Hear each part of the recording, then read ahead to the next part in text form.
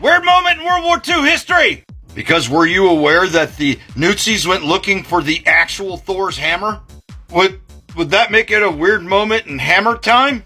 He's a Norse pagan, so am I.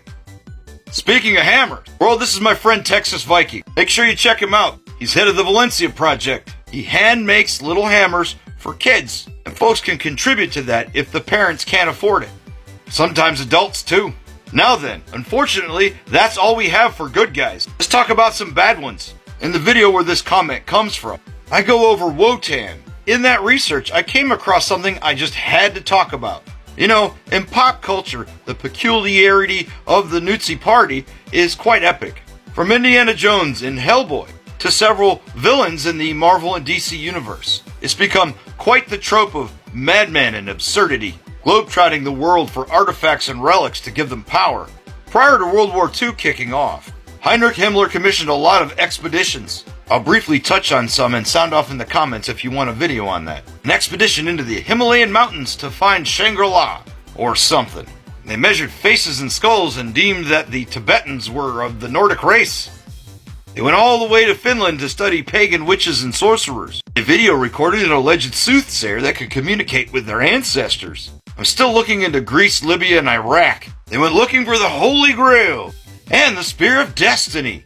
And yeah, Himmler had this whole, King Arthur kink. If it wasn't anti-paladin. We've already covered Atlantis and the University of Atlantis. We've also already tackled Hyboria in my playlist. Oh, I almost forgot. They went back to the Himalayas because they thought that the universe, like everything in it, was made from ice. And I bet they found ice. Starting to feel like I have brain freeze from all this nonsense. Anyway, on to Mjolnir. You know, Thor's hammer. One of the most epic weapons in the Norse pantheon. It's right up there with Odin's spear Gungnir, but also Freyr's sword that could fight on its own. This and 3 other expeditions were cancelled because of the war kicking off. And I'm still researching what those other 3 expeditions were. They were destined for the Andes, Iran, and Greenland. However, Mjolnir got reconsidered because it was a weapon. They were about to need it. So Himmler sent the Ahnenerbe out along with some pseudo-archaeologists and historians to go look for Mjolnir. They were to look anywhere that the Nordic people touched. And we're talking about the Proto-Norse tribes, so that's a pretty big area. They were to find and drill down on anything that mentioned lightning bolts, hammers, or thrown hammers. They actually wanted Thor's hammer to fight the Allies. This is documented to have happened near the time of 1934. Himmler was convinced that this was a highly advanced weapon of war used by the ancient Nordic people. I'm not kidding. I wish it was. But then again, we're talking about a guy that thought there were ancient flying alien superweapons under the polar ice cap at the south of the planet. Or under it. But that's a story for another time. Himmler really needed this to work if he was going to subvert Christianity and therefore their morals so they could, keep not making sense, I guess.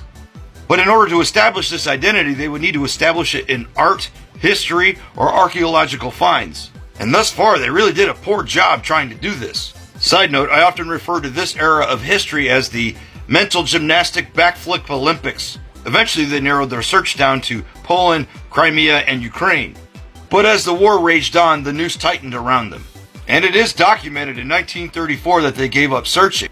They just have to build Thor's hammer, because that makes total sense. Brace yourself, because this is going to be a Red Skull type device that was used against Captain America in the comics. Himmler wanted to build an electrical pulse super weapon to disable Allied vehicles, radar, and communications. On a stick!